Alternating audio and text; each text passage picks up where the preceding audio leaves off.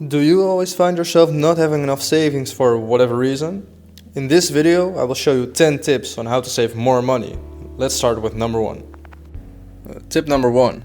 Determine how much you need or want to save. Determining how much to save is a really important first step before actually starting to save more. It namely creates a goal that you can work towards, which will create the motivation needed to start saving in the first place.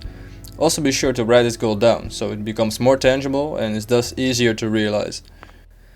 Tip number 2. Create a budget. Before you decide what to cut down on, you should first start creating a budget. By doing this, you'll get an insight in your spending habits, which allows you to see where you're able to save the most money. If you're able to check your expenses from previous months, start mapping them. This way you're able to see where most of your money is going and can thus cut down on. I also highly recommend comparing these months to the months where you started saving more money. This can be a great way to motivate yourself as your improvement is now visualized, assuming you spend less of course. I personally make a budget with a template which is available via Google Drive. It's really easy to use and calculates everything for you. I will leave a link in the description below so you can check it out yourself. Tip number 3. Pay yourself first. Paying yourself first is by far the easiest way to save more money. At least in my opinion.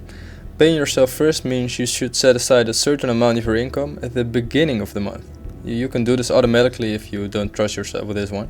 And paying yourself first leaves you with less money in your checking account, so you can spend less.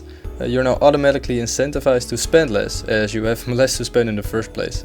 You'll be more thoughtful with your expenses as a result, and this leads nicely to tip number 4, and that's that you should not try to keep up with the Joneses. Trying to keep up with the Joneses can be devastating to one's checking account. Most people just buy stuff without thinking, just because they want to impress other people or are trying to fit in. This frustrates me because it is the worst enemy of a healthy financial situation. And secondly, those other people are likely to don't even care in the first place.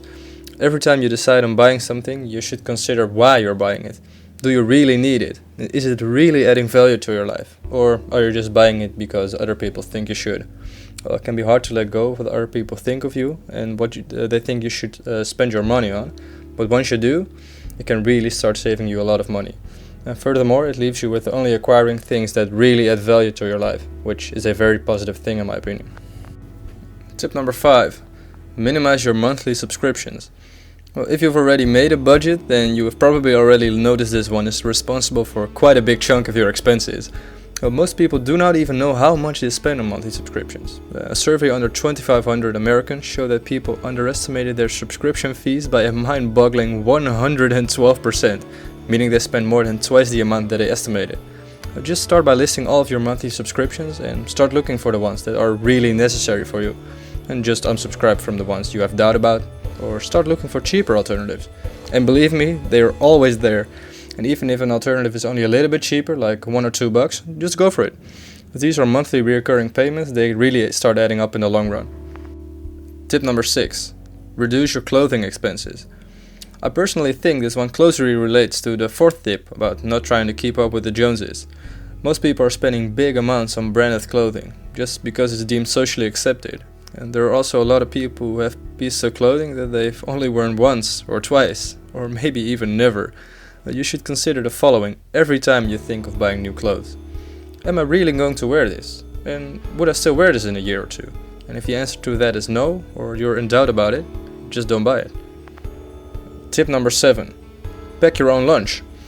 If you're someone who is buying lunch every day at school or at work, this can be a relatively easy way of saving a buck or two. Just start making lunch at home.